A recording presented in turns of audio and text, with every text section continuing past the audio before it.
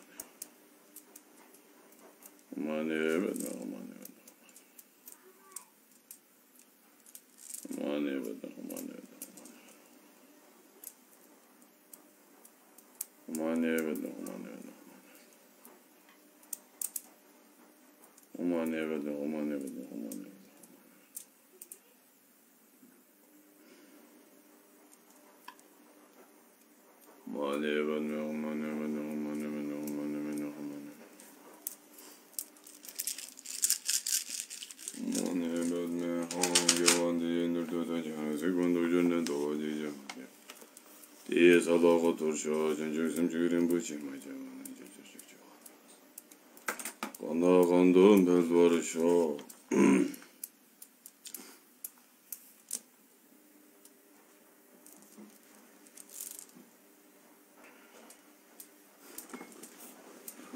자, өнөөдөр бүгдээрийн 5 дугаар бүлгийн их эхэллээ. За, Yost буян тойн шагшаабал саксны 17 дугаар зүйлгээж 15 дугаар бүлгээс инхээ 17 дугаар бүлгэр нь 5 дугаар бүлэг эхэлж байгаа юм байна. Тэгээ Yost буян тойн шагшаабуудыг саксны зүйлээ.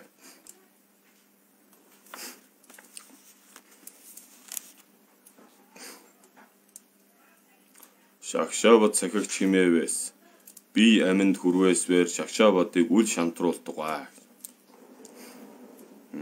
Амнаасаа илүү хайрлаа гэсэн.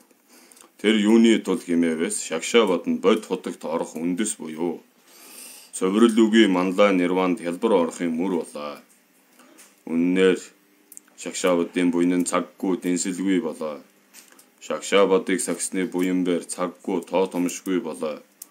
Үлгэрлвэс асуурын нар лаг мэдхий ба матар зүгийн тэргүүтэн усны язгуур харьяат амтэн орсон далаа мэт.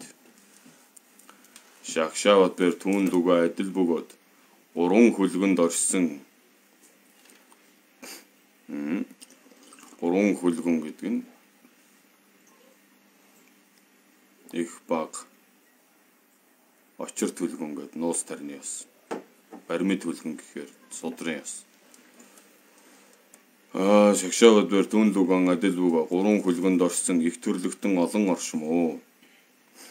Айдалтгаас далайн дотор нь алтан мөнгө биндрия тэргүүтэн олон эрдэнэ оршсон мэтэ. Шагшаавдын далаагаар бэр түн луган адил бөгөөд 4 мөнх бус ба бод зүгийн 37 ном ба Дян ба Самади тэргүүтэн олон эрдэнэ болоо. Жанжиг содон. Айдалтгаас их далайн ёроолоор очирт болоод хязгаараар очирт уусаар хүрээлээд 4 их мөрөн цутгаас бэр үл бууран үл нэмэх мэтэ. Шагшаавдын далаа бэр түн луга адил бөгөөд номхдохгүй ном мэт очир дор адил ёроолт болоод илт номын уулаар орчин хүрээлүүлээд 4 судрын аймаг 4 мөрөн мэт цутгаас нэмэхвэр үгүй буурахвэр үгүй их далаа юуны тул үл дэвэрмүү химээвэс завсаргүй амтан тамийн галаар далааг ширгүүлснээр далаа үл дэвэрмүү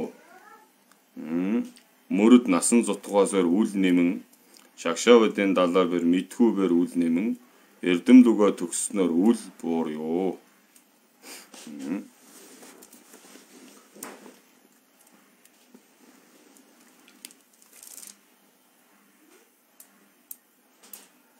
За их далайн усанд энэ ертөнцийн олон мөрөн гол мөрөн явсаар ер нь эцэстээ далаа зутгана. За энэ зутгсан далаа зутгаснаар далаа бол одоо улам нэмэгдээ сүйд болдгоо.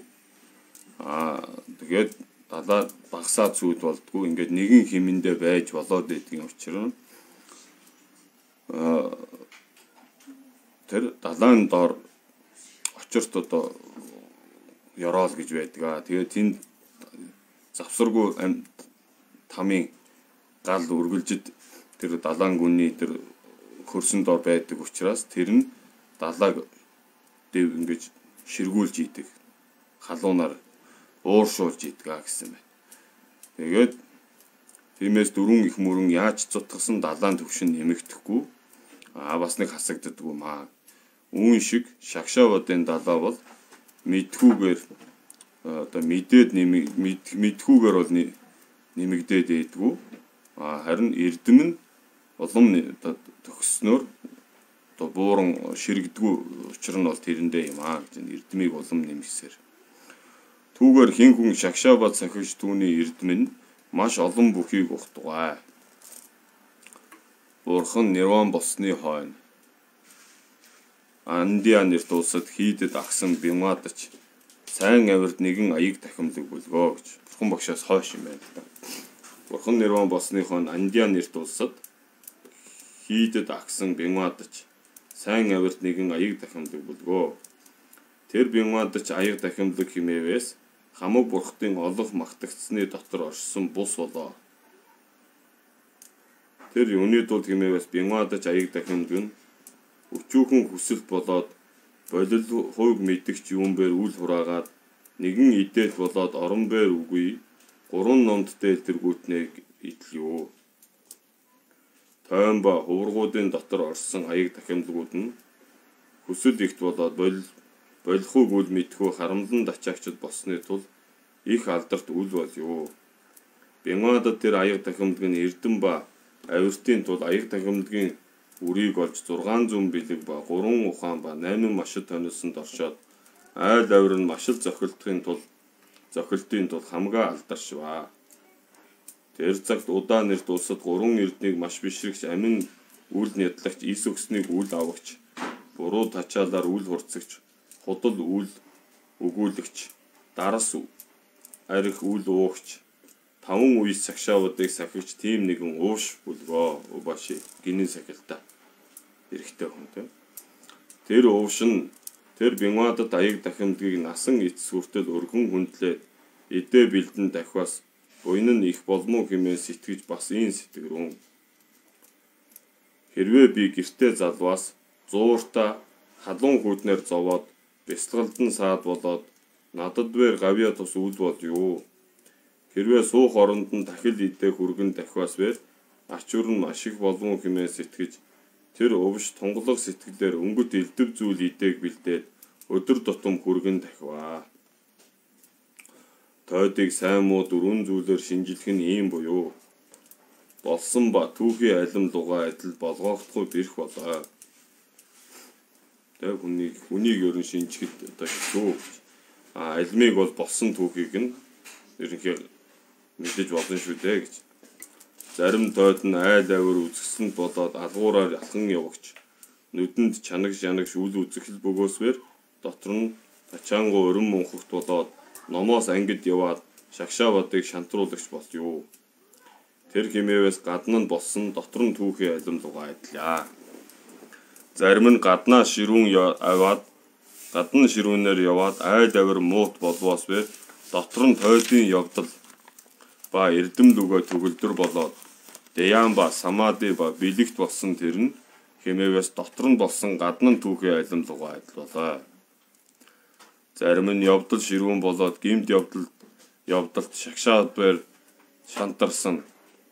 бадбээр шантарсан дотор нь тачаангуу өрөн мөнхөг харам найдангууд тэр хэмээвээс гадна дотор бээр ис болсон алим лугаа адилаа. Зарим нь зохист явдалд шагшаа бодлогоо төгөлдөр болоод дотор нь шагшаа бод ба самади бэлэг лүгээ төгссөн тэр нь гадна дотн болсон алим лугаа адил болоо. Бинвадад аяг дахимдаг нь гадна дотор хоёр бүр бээр төгссөн түн лүгээ адил бөгөөд эрдэм ба явдлыг огоо төгсснөөр өргөн хүндлэгдэм. За нөгөө бинвадад аяг дахимдаг нь бол тэр одоо дөрвөн зүйлээр ялла штэ. Гаднаа гэлэнцэг дотроо болонцэг гэдэг. Зарим нь гаднаа болонцэг дотроо гэлэнцэг. Гадна дотн хоёулаа муу сайн гэдэг ингээд дөрвөн зүйлээр ялгад юм гэж. Тэгэхээр гаднаа жоохон ширүүн явдалтай ч гэсэн ширүүн үхтэй ширүүн замтай ч гэсэн дотор цаад шагшаа бодоо бол ариунаар баримталж явдаг ийм хүмүүс бас байдаг байна. Гаднаа их сайхан явдалтай цаанаа одоо их шуналтай харамтай найдангуу уур хилэн мөнхөг тачаангуу гэд үүгээр одоо эзлэгдсэн шагшаа одоо эвдсэн байна гэсэн байна. Тэр цаг тэр улсад 3 эрднийг маш бишрэгч нэгэн гэрийн эзэнд нэгэн хөвгүүн бүлгөө. Тэр гэрийн эзэн ийн сэтгэмөө. Би энэ хөвгүүнээ тойн болгоод нэгэн мэргэн багшил шав болгох сугай. Тэр юуны тулд хэмээвээс дээд богд багшийг шүтвэсвэр буян бээр нэмэв. Нүгэлд нөхдөд шүтвэс нүгэлвэр нэмэв. Адилтгаас хийн мөн чанар нь хоосон буй атал зандан модны ой ба замбаг цэцгийн огоос хийсэж ирвэс тэр хийгээ сайн үнэр үнэстэмүү. Хэрвээ буртаг орон ба өмхий үхээрээс хийсэн ирвэс түүнээс маш муу үнэр үнэстэмүү. Адилтгаа шин дээлийг хүжит савн тавьбаас тэр дээлээс хүчсийн үнэр үнэстэмүү. Үнэстэмүү гэж хэлж байна. Одоо үнэсэх, үнэрлэх гэдэг чинь нэг байсан юм шүү арга. Үгийн язгуурна. Хэрвээ муу буртаг өмхий орон тавьбаас бэр муу үнэр үнэстэмүү. Дээд богд багш шүтвэс буян нь улам нэммүү за. Нүгэлд нөхдөд шүтвэс нүгэлд үлсвэр нэмэн аривдмүү. Түүгээр би энэ хөвгүүнээ энэ тойн аяг дахимлаг шав болгож тойн болгосгоо хэмээн сэтгэж тэр аяг дахимлаг хаан бүхий тэр оронд одоод ин хэмээн өчвөө. Аяг дахимлага би энэ хөвгүүнээ тойн болгосгоо хэмээн хүсэж чамд авч ирэв. Нэгүсгөө сэтгэлээр тойн болгон сойрох. Хэрвээ тойн ис болвоос харин гэртээ аваад отцгоо хэмээн өчвөөс төдий тэр аяг дахимлаг хувилгааны нүдээр бэлэгдэж тэр хөвгүүнийг тойн болгоос шагшаавадаа сахиад бурхны номуудыг дэлгэрүүлэхийг ухаж төдий тэр хөвгүүний тойн болгоо.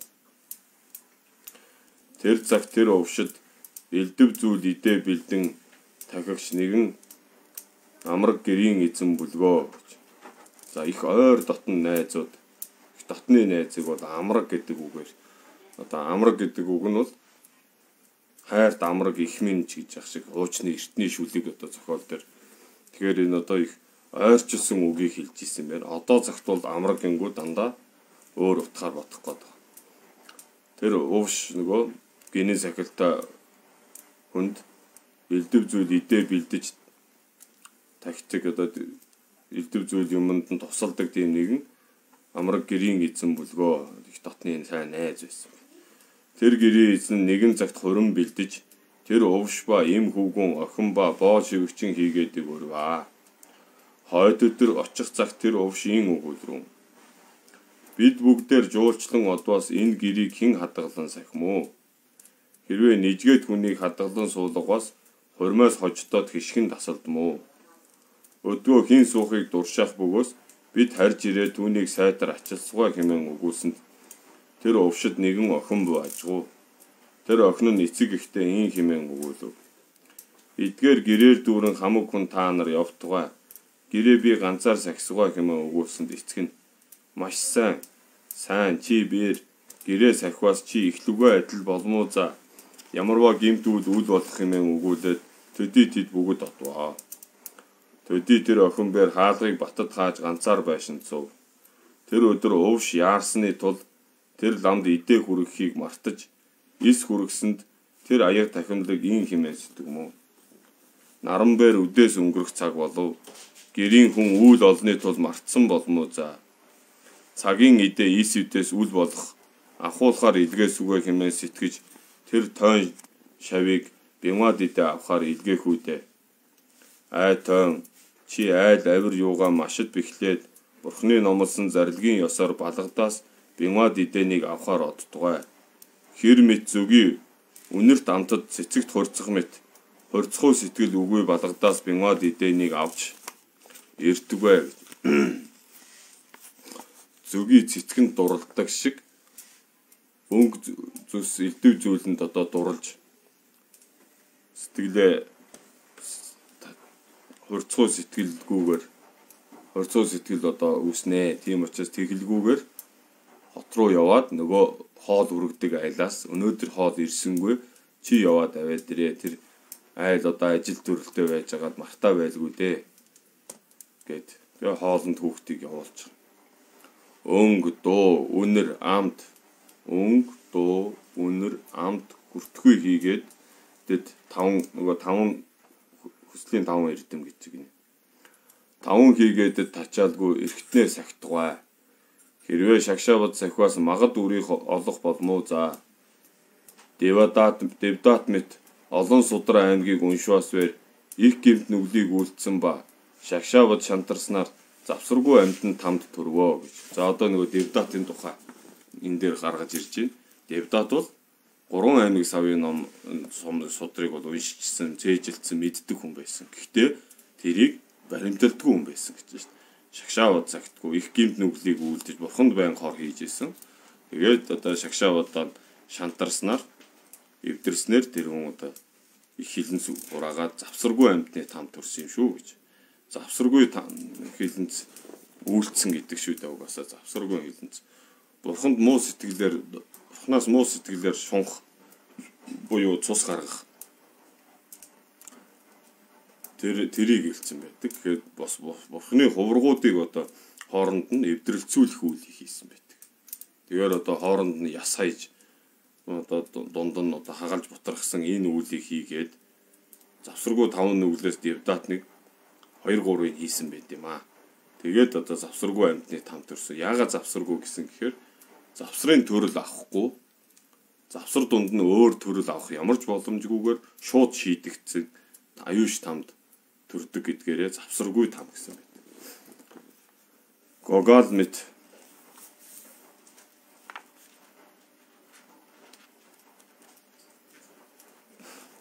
зя энэ дэр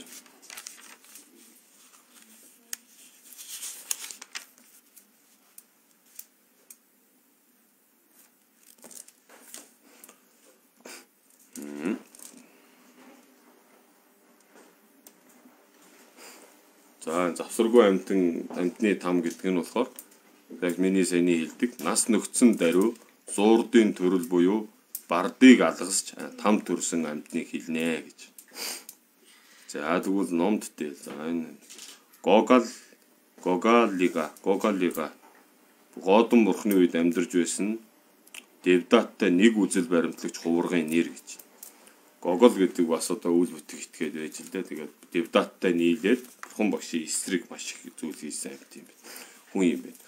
Энэ ховрог Гогол мэт богцыг доромжлоод шагшаавд шантарснаас амтан тамд төрвөө. Зүли бандаа мэт нэгэн шүлгийг бэр үл мэдэн атал шагшаавд сагснаар дайны дарсны хотгийг болвоо. Зүли бандаа нь болохоор нэг ч ном үзээгүй, нэг ч ном сураагүй хэрнээ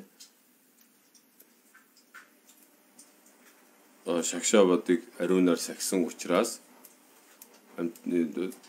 үрийг олсон юм аа гэж.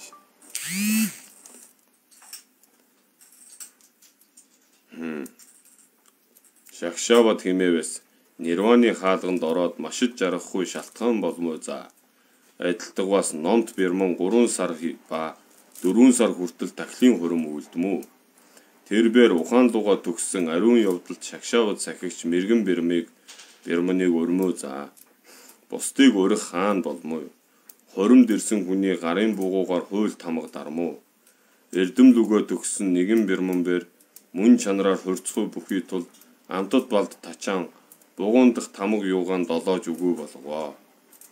Хойд өдөр бас хорим цуглах үед хаалгач бэр тамгалсан тэмдгээ үзгүүд тэр бидэн явагч дор тэмдэг нь үгүй ажгүй. Хаалгач нь түүнийг ис оруулав. Чиний тэмдэг аль хэмээн асууваас амт нь маш сайнны тул долоосонд үгүй болов хэмээн өгүүлсэн ажгүй. Тэр мэт тэр бидэн явагч өчүүхэн амтанд тачаасны тул сар бүр идэх олон зүйл сайн үнэр амтад идээ барих олон зүйл эрднээсээ бэр хождваа. Тэр одоо нөгөө гар дээр нь тамга дардаг байсан юм ба шүү дээ. Дээр хоримд ирэхт нь. Тэгээд тэр Бэрманы хорим найрууд чи олон 3 сар ба 4 сар хүртэл үргэлжилдэг. Тийм их одоо том нийжгэр хорим найр үлддэг байсан. Тэрэн дээр орох хүмүүс бүгд тоотой урилгдсан зочдод эхний өдөр нь тамгын дараад өгчдөг. Тэгээд тэр тамга нь зүгийн балтаа найруулсан учраас гоё амттай. Тэгээд тэр амтанд нь болоод тэр тамгыг долоогоод арилгацсан юм байна. Тэгээд тэрнээс болоод хоримд дахиж одоо орох ирэхээ асуулж ирсэн юм аа. Энэ бол өчнөө олон сар тэр сайхан хоримд сайхан идэх боломж байсан байх. Тэгвэл ганцхан тэр муу гардаар байсан жоохон балын амттай тамгыг долоосноос уулж жижигхэн юмд хурцаад одоо шунаад том юмыг алдж гинэ гэдгийг одоо хэлсэн юм байна. Тон чибэр түүнд адил өчүүхэн үйлд тачааж шагшаавдыг тэмдэг үл арчдгаа. Тэгээд түүгээр жишж штэ. Чи өчүүхэн юмд одоо хүсэл шунал тачааснаас шагшаавдын ариун тэмдгийг битээ тэгэж арчиж арилгаарай. Тэнгэр хүний 5 хүслийн олон амтан ба сувралгүй ба бод зүгийн 37 ном ба нирваны хутгийн жаргалан ба цаглашгүй эрдэн номуудыг төвчих болов зэ. 3 цагийн бурхтын шагшаавдыг шантруулад 3 эрдэн ба багш ба хувргуудын язгуур хийгээдийг үл доромжилтугай хэмээн захиран илгээсэнд тэр тойм багш юугаа хөлд мөргөөд балгадад одваа. Одоод хаалга дэлдэн байсанд охин нь хаалга дэлдэг чимбөө хэмээн асуусанд би багштай бямад идэ авахаар ирлээ хэмээн өгүүлээс төдий тэр охин баясаж өдгөө ирснээ олов хэмээн хаалга нээж өгөө. Тэр тойн гэрт оров. Тэр охин бээр 16 наст болоод маш гоо үсгсэн дажгуу. Тэр охин хурцгүй сэтгэлээр олон зүйлээр аргацсанд тэр тойн нь ийн сэтгэмүү. За тэр охин бол тэр залуу одоо би ирснээ олов гэж штэ. Ганцаараа байхад одоо энэ залуу ирлээ гэж баясаад тэгээд одоо янз бүрийн одоо айл авир гаргасан, айл гутсан. Тэгээд хурцгүй сэтгэлээр олон зүйлээр аргацсанд тэр тон ийн сэтгэмүү. Энэ охин нь хий өвчин хүртсэн буюу галзуурсан буюу эс бөгөөс тачаангуу хурцгүй сэтгэлийг үүсгэж тачаангун галаар шагшаавдыг минь түмэрдэх буюу хэмээн сэтгэж авир айл юугаан бэхлэн суухад тэр охин нь 5 гишүүнээрээ газар цогдон тэр тоонд ийн хэмээн өгүүлвэ. Ай тоон би насан дорхоор ирснээ энэ өдөр олвоо. Би чамд нэг үг өцсгөө хэмээн хэсдгээс бээр чөлөө ис олов.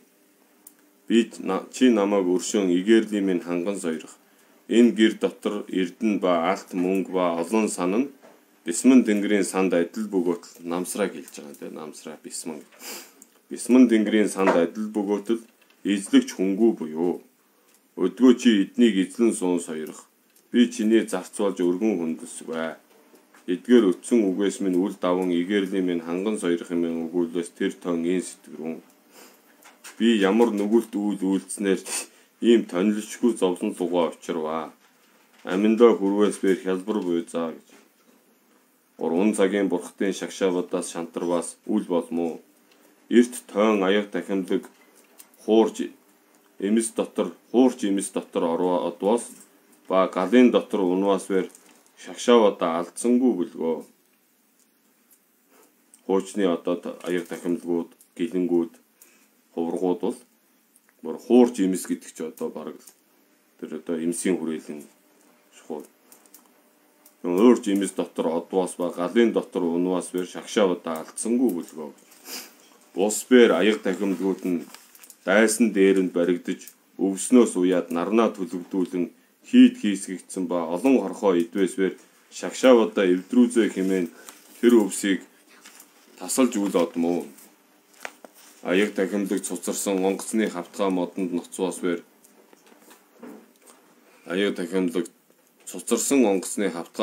ноцвоос бэр шагшаавад цахихын тулд тэр хавтгай модыг аяг дахимлагт өргөөд өөрөө далаад өгсөн ажгуу. Буйны өнхөд шагшаавад цахигч бөгөөтөл үл сахигч бид буюу. Түүнчлэн ирсэн бурхан багш тэдэнд багш болоод бидэнд багш бол үл болох бус буй за. Одоо энэ сахил сангаар шагшаавадыг бидэнд захиж үлдээсэн бурхан багш өөрөө тэдний багш болоод одоо хойж үеийн бидний багш биш гэж одоо хэн хэлэх вүлээ гэж. Бус буй за. Адилтгаас замбаг цэцгийн майлан луга хамт шааваас бэр майлангийн үнэр нь замбаг цэцгийг майлан лунга хамт байлгаас майлангийн үнэр нь замбгийн үнэр мэт болё. Би тэр мэт босвой за дээд богд багшд огоот баригдваас бэ юуны тулд энэ өдөр нүгэлт номыг үлдмүү. Бие аминд хүрвээс бэр хялбар буюу. Хизээ бэр шагшаавад шантраад бурхан ба ном ба бурсан хувргууд ба эцэг их ба лам багш ба ламын язгуурыг яахан доромжлох бас энэ сэтгэрүүн. Хэрвээ би дутааваас энэ охин нь ихэд ачаасны тулд ичүүргүй бөгөөд гадна намайг бариваас гүтгэн өгүүлмөө. Балгадын хүн үзвээс язгуурыг доромжлох болмоо. Өдгөө магад энэ байшин төрлөө югүйтгсгөө хэмээн сэтгэж тэр охинд ин хэмээн өгүүлвэ гэж. За одоо энэ охин бол ер нь тавьж явуулахгүй нэ. Тэгээд би одоо мэдээж дийлээд гарч чадна.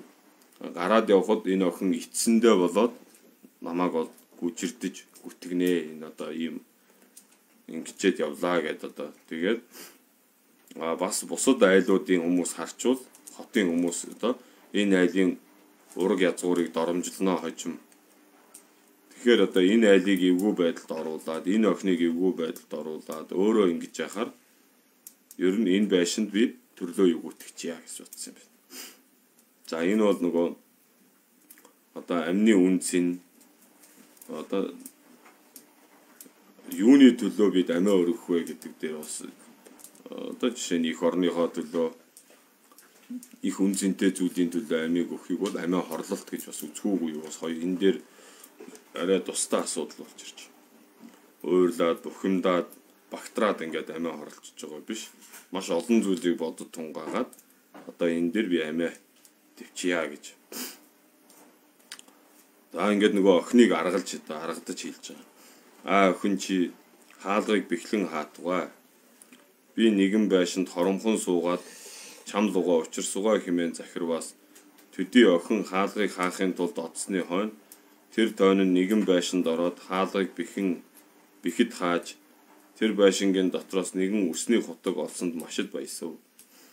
Төдий биедэх дээлэн тайлж дамлахгүй модонд өлгөж алгаа хамтдгаад бурханд нирван болсон гүшинагаар балгас хаан бүхий тэр зүгт өвдгөө хөсөр сүгдэж ийн хэмээн тангаралв.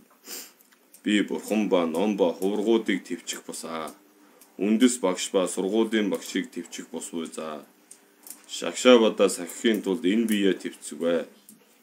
Би хаан төрвөөс бэр бурхны шашин тойн болоод ариун явдлаар явж цувралыг барж үрийг олох болтгой хэмээн хутаг гуугаад өөрийн хүзүүгээ огтолж өгвэ. Гүрээнийхээ суцыг хандж тэ. Тэгээд цус нь газар дурсаж биеийн улаан цус болов.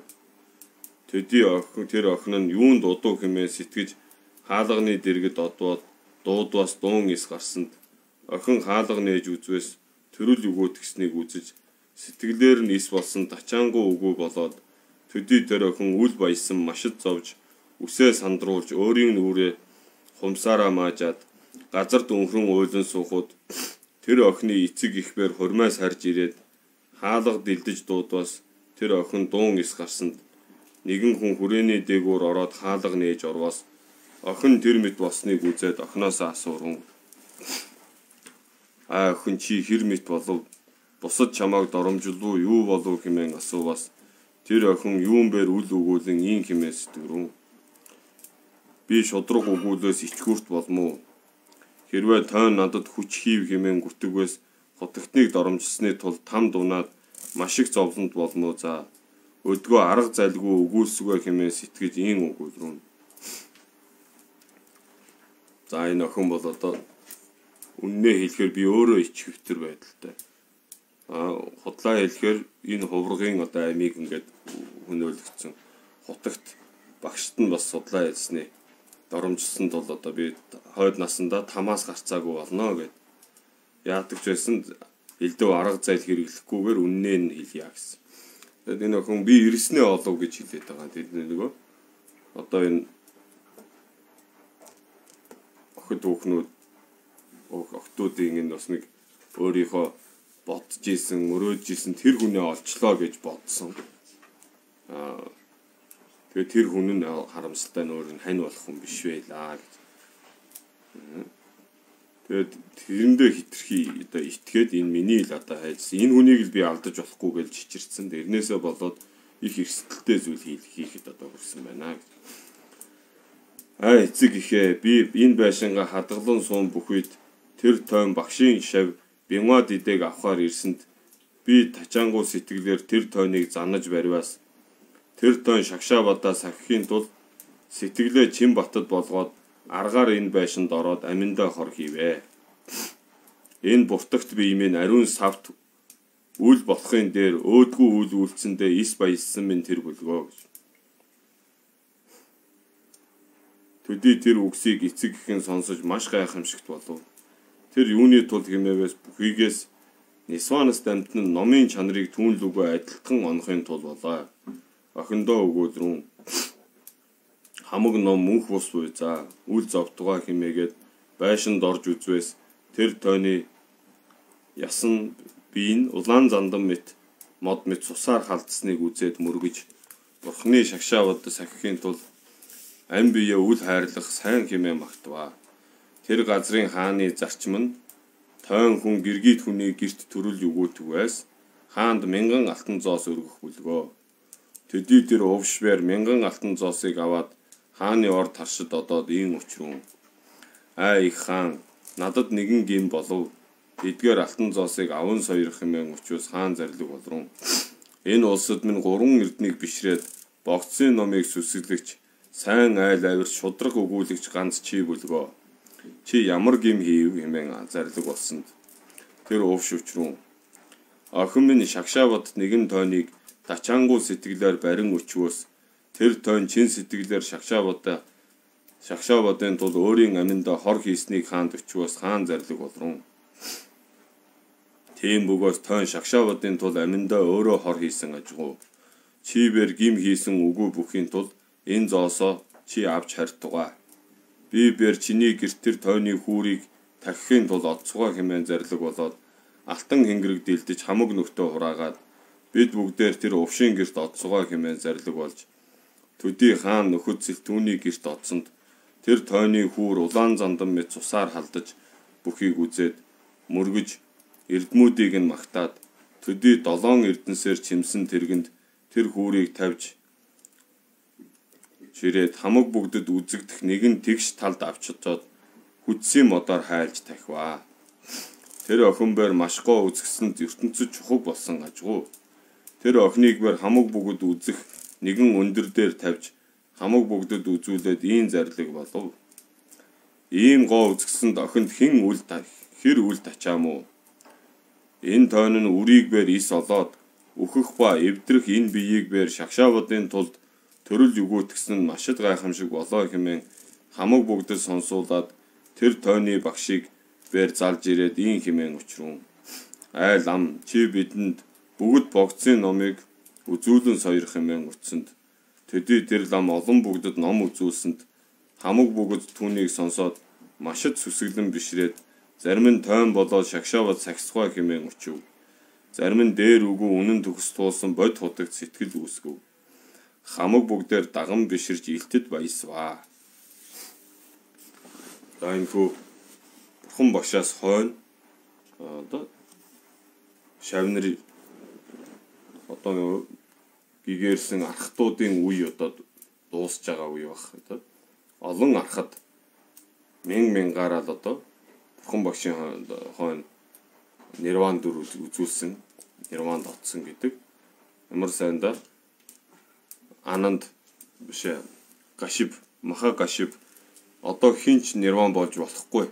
Бурхан багшийн зарилгийг хурааж дуустал хинч одоо нирван болохгүй гэж хоригилж ийж одоо тэр архтуудыг 499 архад үлдсэн гэж байгаа шүү дээ. Тэгээд хэнийг Анандыг нэмээд 500 болгоод Ананд архадын хутгийг олоогүй байж байгаад олсон байдаг. Тэгээд Ананда архад болонгууд авчираад бүгдээрээ 500 лагаан амжир дэвсэж Анандыг суулгаж хагаад бурхан багшийн инхүү судрын аймгуудыг бүгдийг Анандын амнаас ахин нэг удаа сонсож бичиж тэмдэглэж авсан гэж.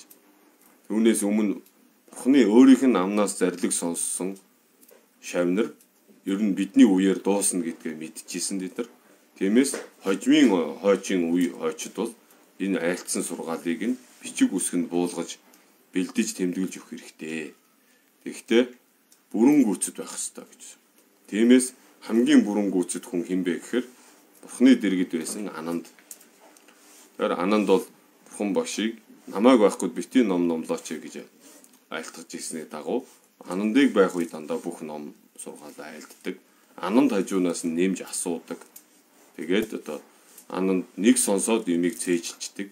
Маш том ундаг одоо тойтой хүн байсан учраас бусдын ч гэсэн ерөнхий ихэнх нь л бурханаас нэг сонсоод бүгдийг тогтоочдөг юм. Одоо тойжингийн ширээ олцсон хүмүүс байсан. Тэгээд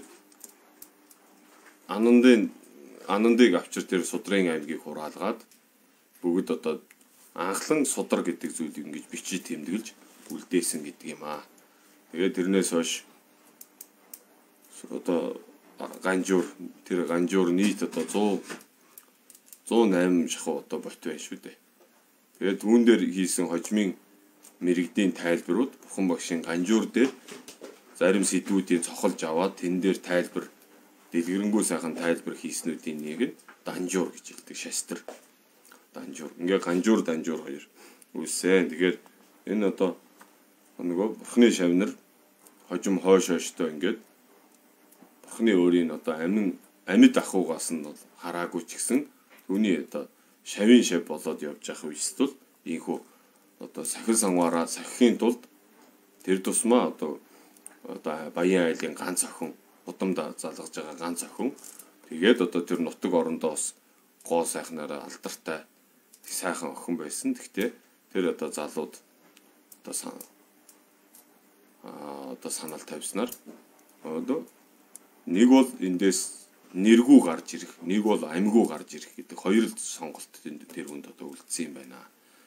Тэгээд одоо шашны нэр хүндэд одоо саад болчихгүй, багшигаа гомдоочихгүй, хүмүүс намайг одоо гүжирдэхэд бол муугаар л бодож итгэн мэдээж гээд тэгээд ингэж одоо шагшаа одоо эвдснээс энэ охиныг одоо эвгүй байдалд оруулснаас өөрөө ингэж чимээгүй энд нь таньчаа гэд ингэсэн нь тэр үеийн эзэн хааныг ч гэсэн их одоо гайхуулсан юм байна. Гайхахад үргэсэн. Тэгээ эзэн хаан Бурханаас хойш одоо ингэж шагшаа одоо бас ингэж ариунаар сахихад амиа хүртэл өргөж явах.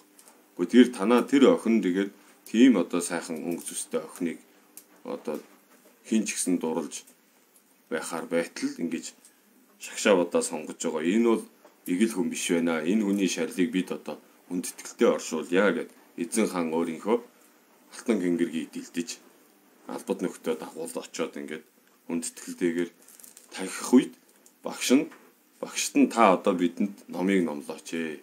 Тэр сонин одоо явдлыг үзэх гээд хүмүүс мэдээ зөндөө цуглдсан байгаа.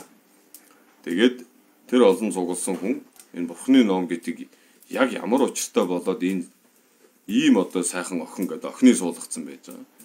Энэ сайхан охиныг одоо сонголгүй амиа одоо шагшаавуудаа сахина гэж ингэсэн байна гэдгийг учрыг нь олж өгөөч гэж хэлснийг нь тэр багш нь ном номлосноор зарим нь бод утгийг сэтгэл үүсгэсэн. Бод садын сэтгэл үүсгэжсэн байна. Зарим нь болохоор шагшаавуудыг сахихын тулд тойн болёо гэж шийдэжсэн. Тэгээд бүгд л дор бүрдээ одоо сүжиг бишрэлдэж Бурхны зарлагт итэд баяссан юм аа гэж. За энэ үлгэрийн далаа доторх энэ хэсэг л бараг одоо Бурхан багшаас хойших асуудал байгаа. Бусд нь дандаа Бурхан багшийн үед болсон явдлуудаар одоо явж байгаа юм аа.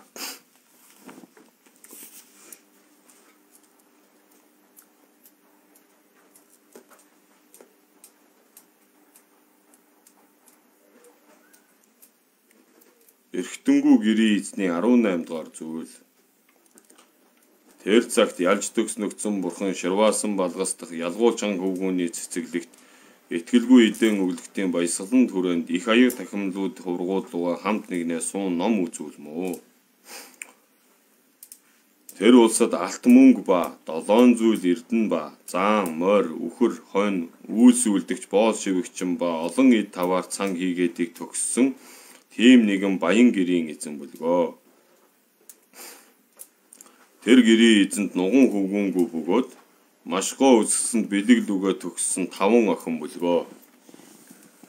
Нэгэн цаг тэр гэрийн эзний гэргий жирэмсэн болбоос л тэр гэрийн эзэн төрөл өгөөтгвэ гэж. За ингээд 5 охинтой бай. Учиргүй одоо хур баян хүм. Эхнэр нь яг жирэмсэн болох үест одоо өөд болсон юм аа. Тэр газрын хааны цаазанд нуган хөвгүүнгүй хүний хамаг ид таваарыг хааны санд авах хүлгөө гэж. За удам залгах хүүгүүл бол хамаг хөрөнгийн одоо хурааж эзэн хааны санд авж исэн юм байна. Охин байхыг тооцохгүй юм байна. Хаан нэгэн их түвшмлийг захирж тэр гэрийн эзний хамаг ид дагуурсыг тоолж автугай хэмээн зарлиг болвоос тэдгээр охид ийм сэтгэрүүн. Ихийн биеийн умаад орсон үүний нуган охин альнийг бээр ялгаж үл мэдмүү. Хэрвээ нэгэн охин төрвөөс эд дагуурсыг хаан авахаас өөр үгүй бөө за. Хэрвээ хөвгүүн төрвөөс эдгээр эд дагуурсыг эзэн тэр болмоо хэмээн сэтгэж хаанд ийн очив. Эзэн хаанаа бидний эцэг үхээд хөвгүүнгүй тулд эд дагуурсыг хаан авах болов за. Эд өдгөө ихийн бие шалтагтай ажгуу.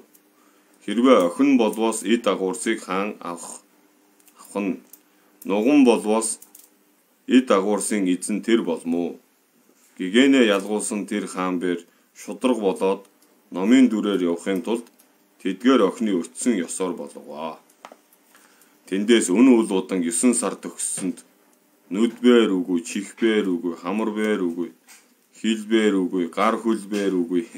Ганцхан 90 бэлэгт дүгрэг биштэй тийм нэгэн хөвгүүн төрсөнд түүний нэрийг Манзи жили хэмээн нэрийдэв. Төдий тэдгээр охин нэгэн хөвгүүн төрөв хэмээн хаанд өчвөөс хаан ийн сэтгэрүү. Нүд ба чих ба хамар, хил, гар, хөл дэргүүтэн бойл бөгөөс 90 бэлэг үгүй богоос эд таваарыг эзэлжүүл болмоо за. Аль хэмбэр 90 бэлэг лүгөө төгсвөөс тэрбэр эд таваарыг эзэлж чадмуу за. Энэ хөвгүүнд 90 бэлэг буйн тул эцэг юуган эд таваарыг эзэлж болмоозаа хэмээн сэтгэж тэдгээр охин зарлиг болрон. За тэр хүнд ямар ч байсан ир хүн гэдэг нь тодорхой нэг тийм тэмдэгтэй шатаатай нэг тийм хөөхөд төрлөө шүү дээ. Тэгээд тэр одоо тийм болохоор энийг бол одоо ир хүн гэж үзээд бид гэрийн эзэгэнж одоо авч чаднаа. Эцэг юуган эд таваарыг дүүл үгэн та бүгдээр эзэлдэггүй хэмээн зарлиг болсонд эд таваараа эзэлвэ. Тэр цагт их охиныг адил язгууртанд бэр буулган өгч буулгаж одсонд тэр охин нь өөрийн эрдээ дэвсгэх ба ор засах ба мөргөх ба сайн идэ бэлдэн өргөх ба үдэх ухтах ба хамаг боол шивгчэн нь ноён хатнаа хүндлэх ёсоор өргөн хүндэлсэнд эрен эмдээ ийн өгүүлв. Ир юм болгосод ийм хүндлэхгүй бөгөөтл ганц чибээр намайг хүндлэх юм бүү хэмээн асуусанд эмэн өгүүлрэн. Чи одоо ер нь бусад айлын ихнэрүүд их нөхрөө ингэтлээ айхтар хүндэлдэггүй чи болохоор хачин хүндлэх юм аа. Энэ одоо ямар учир байна гэсэн чинь миний эцэг тоо томшгүй эд таваар буй бөгөөтл эцэг юугаа өгсөний тулд хойно бид 5 охин буй бөгөөс бээр гэдэг нь буй 5 охин байгаа хэрнээ хамаг эд агуурсыг хаан ахуйд ихийн умаагаас сарн гүйцээд нүд ба чих хамар хил гар хөлгүй 90 бэлэгтэй тийм нэгэн хөвгүүн төрсөнд эд таваар бүгдийг тэр эзэлвэ. Түүгээр эргэтэн төдийл буй бөгөөс эр хүний нэгэн бэлгийн төдий өгөөбөр үл болох ажгүй. Хэрвээ яаж ин бусад эргэтэн бүрдээд ганцхан 90 бэлэг байгаагүй бол тэрийг тэгж болохгүй байсан гэж. Тэгэхээр ерөөсөө эр хүн гэдэг чинь тэгээд одоо тэр миний дүү бол тийм эргэтэн дутуу хэрнээ эр бэлэг байгаа болоод эзэн эд хөрөнгөө алдаагүй бидэнд одоо авж үлдэж чадсан юм аа гэж. Тэгтэл бусад эд эргэтэн бүрэн бүтэн ийм эр хүн бол одоо илүү хүндлэгдэх ёстой гэсэн утгаар одоо ихнэ. Түүний тул би чамайг хүндэлмүү хэмээн өгүүлвэс тэр гэрийн эзэн эм юуган үгийг сонсож маш гайхамшигт болж эм лүгэ хамт ялж төгснөгцөн бурхан хаан бүхий тэнд одоод ялж төгснөгцөн бурханаа ин хэмээн өчвөө.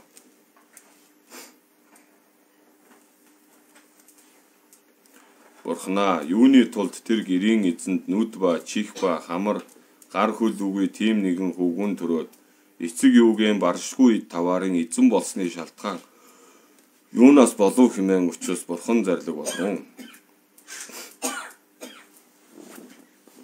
Гэрийн эзэн өчсөн чинь сайн оюундаа тогтоо. Чамд учир шалтгааныг нь номол сугай хэмээн зарлиг болсон. Тэр гэрийн эзэн бурханаа зарлигийг чинь сонссугай номлон соёр хэмээн өчвөөс бурхан зарлиг болрун. Гэрийн эзнээ эрт дурд нөхцөн цагт нэгэн гэрийн эзэнд 2 хөвгүүн бүлгөө. Нэгний нэрийг өглөг хэмээн нэрийдэв. Нөгөөгийнх нь нэрийг шагшаавд хэмээн нэрийдэв. Нэг нь Жимба нэртэй, нэг нь Чүлтэм нэртэй ийм 2 хүүхэд байсан шүү. Тэр 2 хөвгүүн нь өчүүхнээс айл авирт болоод ичгүүр мэдгч, үнэн үгсийг өгүүлэгч, торхор өглөгт баясагч, үгээгүй гуйланчийг аврагч, их бишрэлт тул улс иргэн нь тэр 2-ыг магтах бүлгөө. Хаан нь тэр хөвгүүнийг түшмэлийн зэрэгт явуулж заргаж ноён болгов. Их хөвгүүний томын. Тэр цаг тэр хааны зарчим нь улс иргэн нь нэгэндээ юм өгөхөд заргаж түшмэдэд үзүүлж өгөх ажгүй. Тэр цагт нэгэн худалдаач хүн далаа дотох цагт тэр худалдаач хүнээ шагшаавд нэрт хөвгүүнээс надад олон эд таваар өгтүгэ. Хойн төлж өгсгөө хэмээн өгүүлвэс. Тэр шагшаавд хөвгүүнд нэгэн хөвүүн буй ажгүй. Тэр хөвгүүн лүгээ эд таваараа аваад ах юугаан дэргэд одоод ахтаа ийн өгүүлрүүн. Ах нь нөгөө заргач ноён шүү дээ. Хажууд нь гэрчлэх ёстой.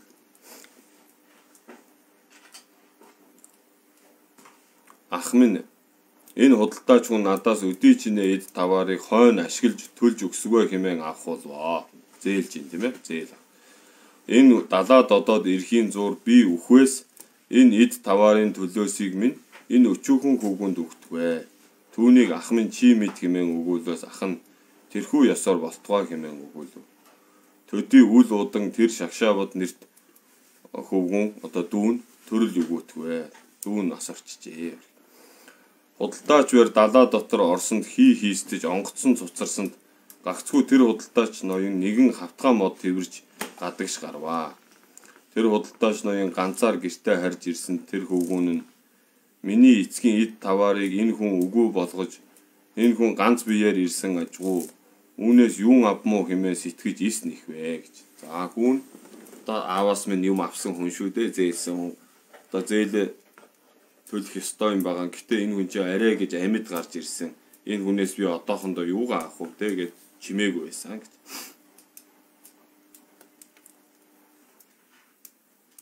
Тэндээс бас тэр худалдаач бус нэгэн хүнээс эд таваар авч харин далаад оцсонд тэр явдалд олон эрдэнсийг хялбар авч ирсэнд тэр худалдаач ийм хэмээн сэтгэвэ. Гэрийн эзний хөвгүн урд надаас эд таваараа ис нэхвэ. Би урд үүний эцгээс эд таваар авсныг энэ хөвгүн өчүүхэндээ ис мэдвүү.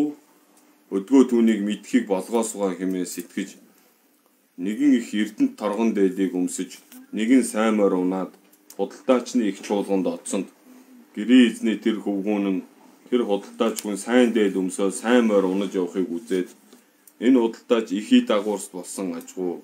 Үүнээс эд таваараа ашиглаж авсгаа хэмээн сэтгэж нэгэн хүнийг илгээж нэгсэн тэр худалдаач тийм болтгоо хэмээн өгүүлээд төдий тэр худалдаач энэ сэтгэрүүн. Энд бас айхтар үү хүнийг энэ хүүхэд жоохон байсан да. Аав надад ааваас нь би нэлээд зүйл зээлж авсан.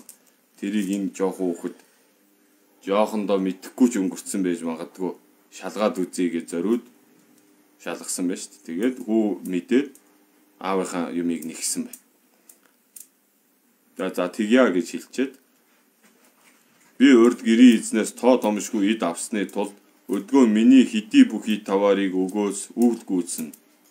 Би нэгэн арга сэтгсгүй хэмээн сэтгэж төдий тэр худалдаач нэгэн чандман эрднийг аваад тэр заргач ноёны эмийн дэргэд одоод ийн хэмээн очивоо. За одоо талигаач дүүгийнх нь ах дээр нь очиж штэ. Заргач ноён гэрчлэх ёстой хүн нь ах нь байсан шүү. Хатан минь үгийг айлдан сойрох. Би урд гэрийн эзэн шагшаабадаас өчүүхэн эд таваарыг ашиглаж авч үлгөө. Өдгөө гэрийн эзний хөвгүүн надаас нэхэж заргач ноён заалтахаар ирвэс бид ис үзүү хэмээн зарлиг болон сойрхоо.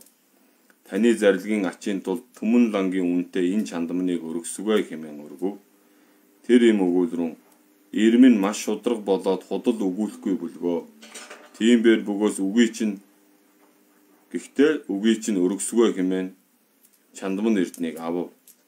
Төдий тэр шөнө гэрийн эзэн ирвэс эмэн худалдаачны үгсийг дэлгэрэнгүй өчвөөс тэр заргач ноён өгүүлрүүн би ичгүүрт болоод төр ёсыг сэтгэж худал ис өгүүлсний тулд хаан намайг зарганд явуулав. Хэрвээ худал өгүүлвэс үлгэр ёсноос итгээд болсон болмоо хэмээн өгүүлв.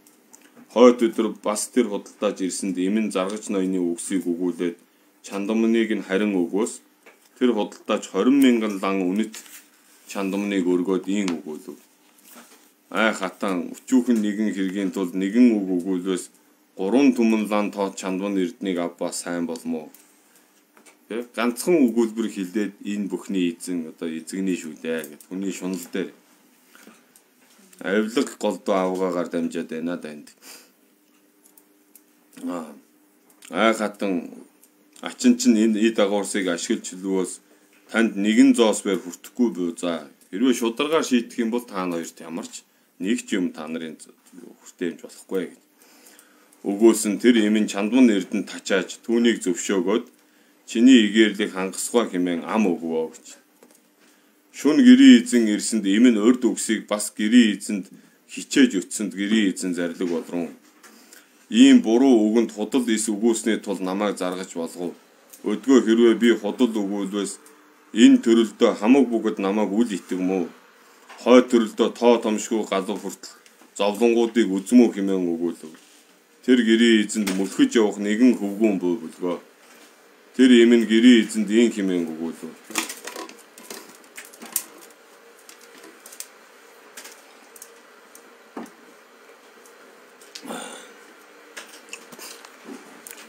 чи бид хоёр ир юм боловцож миний өдий чинээ хичээж өчснийг үл сонсмоо. Өдгөө миний үгсийг ис зөвшөөрвөөс би хөвгүүнээ алаад өөрөө бээр өхмүү хэмээн өгүүлсэнд тэр гэрийн эзэн тэр үгсийг сонсоод энэ сэтгэрүүн. Адилтгаас хагсан хүн чанагс залгиваас үл болох, янагш гаргаваас үл болохгүй адил. Надад энэ хөвгүүнээс өөр хөвгүүн үгүй бөлгөө. Хэрвээ энэ хөвгүүн үхвээс эд таварын минь эзлэгч хүнгүй болмоо. Энэ юм юуган үгсийг зөвшөөвөөс энэ ертөнцид хамаг улс намайг үл итгэмүү. Хойд заяанда тоо домшгүй олон зовлонт болмоо хэмээн сэтгэж үл таалан бөгөөтөл им юугийнхаа үгсийг зөвшөөсөнд төдий тэр юм башид баясаж худалдаачнд өгүүлрүүн. Ай худалдаачаа чиний үгсийг бүтээв. Өдгөө хизээ заргалдваас чи өөрөө мэддэггүй хэмээн өгүүлвэ гэж. Төдий тэр худалдаач маш баясаад гэртээ харин одож нэгэн зааныг элдв чимгээр чимэж эрдэнэ дээл өмсөөд тэр зааныг унаж худалдаачны газарт одов. Гэрийн эзнийг тэр хөвгүн түүнийг үзээд баясаж ин сэтгэрүүн. Өдгөө энэ хүн их ий дагуурстай ажгуу.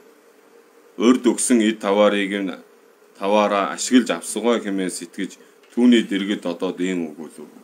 Одоо бодвол одоо барьцаат зээл юу гэдэг лээ. Хүүртэл одоо хүүг нь өсгөж өгнө гэсэн болоод л ийм их зүйлээ хүн өгсөн байлгүй дээ тийм ээ бодвол. Тэгээд эргээд өгөх үедээ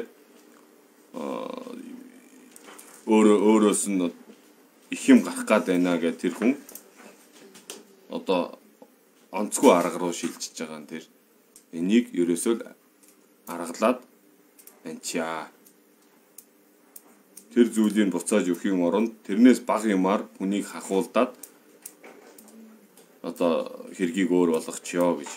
Энэ одоо айхтар хэлнэс өөр төлөөс үйлдэж байгаа юм бусдаар үйлдүүлж байгаа юм болчихж байгаа юм байна.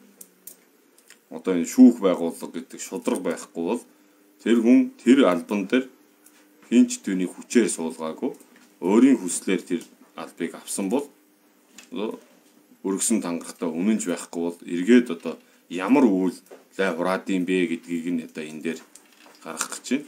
Тэр хүүгээ сонгохгүй хойд насаа сонгохгүй гэж асуусан болчихж байгаа. Тэр ихнэр нь чи одоо өдөө ханилчаад чи миний ганц хүсдэг одоо юм гойсон юмыг чи бүтээгээд өчхгүй дээ гэд.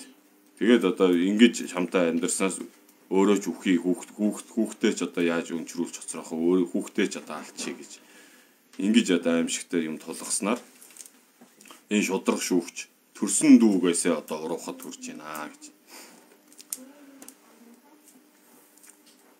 Ингээд нөгөө баян хүний дэргэд хүүн гүйччихэд гэрийн эзэн чи мэдмүү за миний эцгээс ашиглаж авсан тэдгээр эд таваарыг надад өгтөгөө хэмээн өгүүлсэн тэр хүн гинэт зочсон мэт болоод чиний ашиглаж өгсөн эд таваарыг би үл мэдмүү яасан бүлгөө хэмээн өгүүлсэнд гэрийн эзэн хөвгөн өгүүлрүүн. Ийм сар ийм жилд миний эцгээс эдий дайны зүйл ашиглаж авсан эд таваарыг заргач ноёмбер мэдэх хатал юуны тулд бүжирдмүү чи хэмээн өгүүлсэнд худалдаач өгүүлрүүн. Би чиний эд таваарыг ашиглаж авснаа үл мэдмүү. Гэрч бөөл бөгөөс түүнээс асуухаар одё хэмээн өгүүлээд тэд хоёул заргач ноёны дэргэд одоод тэр хөвгөн авгадаа ийн өгүүлрүүн. Одоо нэг заргач ноён чин аавынх нь төрсэн ах учраас авга нь болчихж байгаа. Хөвгөн авгадаа ийн өгүүлрүүн. Энэ хүн урд миний эцгээс ашиглаж авсан эдийг авга минь чи бээр мэдэх бөгөөд энэ хүн авснаа үл мэдэн гүжрэлмүү хэмээн өгүүлээс авга нь өгүүлвүрэн. Би бээр мэдсэнгүү бөлгөө хэмээн өгүүлсэнд тэр ачин машид зочиж ийн өгүүлв. Тэр цагт миний эцгийн эд таваарыг чи гараар тоолж өгснийг би мэдмүү хэмээн өгүүлсэнд тэр авга нь тиймийг би эс мэдэв хэмээн өгүүлээс төдий тэр хөвгүн авгадаа уурлаж ийн донготоод чамааг шудраг хүн хэмээж хаан зарганд явуулж хамаг улс иргэнбэр чамааг шудраг хүн хэмээн магтах бөгөөд чи өөрийнхөө ачтаа ийм худал гүжир үг өгүүлэх бөгөөс бус хамаг улс иргэний заргыг гүжирлэхийг юун өгүүлтэл үүний үнэн худал нь хойно мэдэгдмүү цаа хэмээн өгүүлв. Таныг одоо шудраг хүн гээд хамаг бүгдээр магтдаг хаан эзэн ч гэсэн Тийм болоод өөрийн чинь ийм зарга хуулийн одоо шүүгчээр тавьсан шүү дээ. Гэтэл та төрсөн одоо дүүгийнхаа хүүхэд дээр ач дүү дээрээ ингэж одоо хэрэг заргыг өөр болгож байгаа юм бол бусад хүмүүсийг одоо ярихын хэрэг юу байна гэж хэлээд одоо үнэн худал нь хойно мэдэгдэн үсттэй гэж хэлээд буйнараа болоо гэж шүү дээ. Бурхан тэр гэрийн эзэн зарлиг болрон гэрийн эзнээ нөгөө хүн багшаас асууж ирсэн одоо нөгөө гэрийн эзэн. Тэр цаг дах тэр заргач ноён альбуу химээвээс бус ахуу химээн тийм үл сэтгэдэггүй.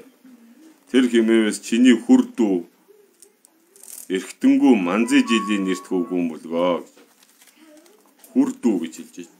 Хүрдүү гэхэр чи үзэ хүргэн дүү. Эхнэрийнх нь манайхаа одоо хадам гэж ярих гэдэг тийм. Тэгэхээр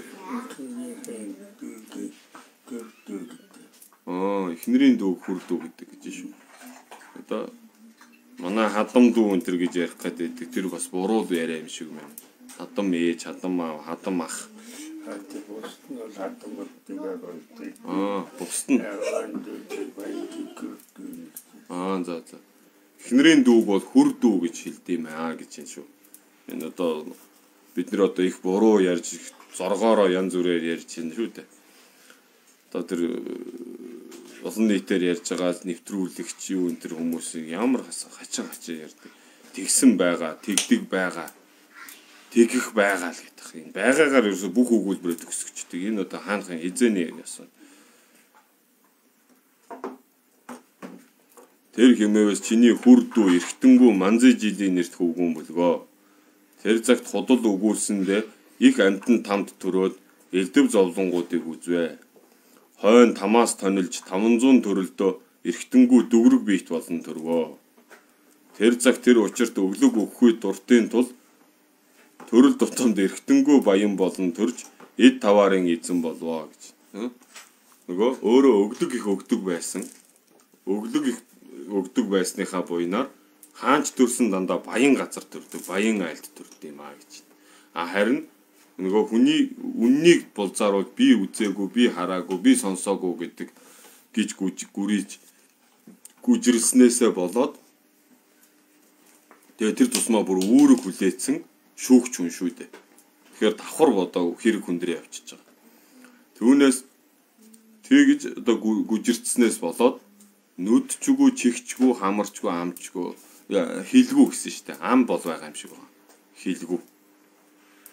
Тэгээд ийм одоо зөвхөн эр билег эрхтэнтэй ийм хүүхэд төрсөн гэж. Тэгээд нөгөө хүүхэд буйнаа авчирдаг, хүүхэд буйнаа хадгалдаг гэдэг. Тэгэхээр аавынхаа буян жишгийг авч хүртгэхийн тулд тэр хүүхдэд ерөөсөө эрэгтэй хүүхэд гэдэг шинж тэмдэг хэрэгтэй байсан. Түүгээрээ л эцгийнхаа өв хөрөнгийг аваад үлдчихэж байгаа. Тэр буян байгаагүй бол тэр хүүхэд хүн бол төрлөөч одоо бүр илүү эргэтэн дотоо эр юм мэддэхгүй ч юм уу эсвэл охин бол төрсөн бол эцгийнхаа бүх хөрөнгийг хаанд алдах байсан. Тиймээс одоо өглөг өгсөний буйнаараа хаана хизээ төрсөн эхлээд тамийн зовлон үзээ тамд гол үйл хилэнцээ бараад дараа тамаас гитлэх үедээ 500 төрөлдөө эрхтэнгүү дүгрэг биет болон төрнө гэж төрвөө гэж шүү дээ. Тэр цагт тэр учирт өглөг өгөхгүй дуртын тул төрөл тутамдаа эрхтэнгүү баян болон төрж эд таваарын эзэн болвоо. Буян нүглийн ач үрэн өн болвоосоор үл барагдив. Түүгээр бүгдээр хичээж бие хил сэтгэлэн бэхлээд нүгэл дүүлсийг төвчдөг. Тэр цагт олон нөхөд бүгдээр ялж төгснөгцөн бурхны зарлигийг сонсож сүсгэлэн биширсэнд зарим нь тэргүүн үрээс дүтгөр үр хүртэл олвоо. Зарим нь дээр өгөө бод хотог сэтгэл үүсгээд бишрэн илт баясваа гэсэн. За ингээд 18 дугаар бүлгээр инхүү төгслөө. 5 дугаар бүлэг дээр яваа шүү.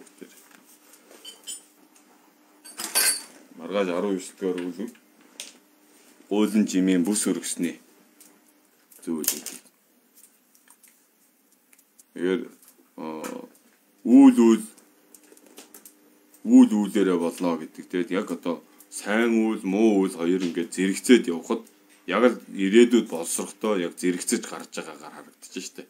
Худал хэлж хүний одоо юу зүйлийг үзээгүй, хараагүй, сонсоогүй болонгууд өөрийнхөө эргэтэн дотоод төрхийн лайг ураанхаад өглөг өгж байнга өглөг өгдөг байсан тийм буянч хүн байсан да. Тэр юу болчих. Баян жинэлэг болж төрөөд байгаа. Тэгэхээр одоо эхнэрийн ятгалгаар энэ одоо хилэнцгийг хийхэд хүрсэн байна. Тэгэхээр хүн бол нөлөөнд автах гэдэг одоо энэ зүйл бол бурхан багшийн айлтсан тэр ген болон удамшил генетикийн асуудлаас илүү хүнд зүйл гэж одоо онцлсон байна лээ. Тэгэхээр хүний орчин, нөхцөл, анд нөхөр гэдэг одоо энэ ойр дотны хүрээлэл бол тухайн хүний удамшлаас илүүтэй тэр хүнд нөлөөлдөг гэсэн байна. Тэгэхээр ямар ч сайн хүний удам угсааг яаж ч муу явуулж болно гэсэн үг. Буруу татаад, буруу зүйл хийлгээд одоо энэ насаараа тангараг тавьсан саяны тэр шудрах шүүгчийг эрдэл хажууд нуугаа ихнэр нь тэр одоо үнэтэй одооныхоор бол одоо бренди олддоггүй тэр үнэтэй брендийн гайхамшиг чандамнаас одоо авилгад автаад ингээд нөхрөө ятгахсаар сүүлд нь хамгийн одоо эвгүй арга хэрглэж чинь одоо өөрийгөө аль шүү хүүхдээ ч та өнөөнө гэж ийм одоо аимшигтэй зүйл тулгаснаар шудрах шүгчийг нүгэл хийхэд хүргэжээ гэсэн байна. Тэгэхээр тэр хүн тэр төрөлдөө хүүхдээ авж үлдэхийн төлөө хийсэн зөв одоо эцэг хүний хувьд бол хийх л үл. Гэхдээ дараа нь там төрөөд тэрнээс хойшоо 500 төрөлдөө ямар ч эргэтэнгүй нүд амгүй чихгүй ингэж одоо хүүхдээ баян айлд төрж байгаа юм зүйл гаржээ гэсэн байна. Тэгэхээр боломжийн одоо гайгүй болцоотой айлд заримдаа гинт одоо гаж одоо хүүхэд төрөх одоо Дауны синдром ч гэж яах шиг те одоо энэ хүмүүс их ичдэг хүүхдээсээ үнэндээ бол бидний одоо олонний танил болцсон хүмүүс одоо ийм зүйлд одоо сонин хүүхэд төрчлөө гэд их ичж идэг. Гэтэ тэр бол тэдний удам ухсаа муу сайндаа тийм одоо муу хүүхэд төрөөд байгаа бишээ гэдгийг бас энэ бол тэр тийм айл төрхийн буян бол тэр амьтанд байна. Гэхдээ тэр одоо эрүүл саруул төрхийн одоо буян бол дутчихж байгаа тийм амьтан. Дээр нь тэр айлч гэсэн бас нэг тийм хүүхэдтэй нэг хэцүү ганц хэцүү хүүхэдтэй ээж байх ч юм уу нэг урдын өр төлөөсөр гэж ярьдаг шээ. Тэр хүүхдийг идгээж имжлүүлэх гэж эвтэйхэн байлгах гэж өчнөө их одоо зарлага мөнгө гаргах амьтан хүн гуйх царай алдах өчнөө юм болж байгаа. Тэгээд ийм олон зүйл байдлаар тэр айл тодорхой хэмжээний зовлон эдэлдэгэ. Тэгэхээр энэ бол тэр төрж байгаа хүүхэд төрүүлж байгаа айл хоёрын хоорондын үүлийн барилдлага бас байгаад байгаа. Тэгээд дээр нь одоо тэр хүүхдийн өөрийнх нь одоо буян одоо идэх ёстой зүйл нь яавал ямар буйнаар өглөг өгж исэн буйнаар тийм айл төрчв.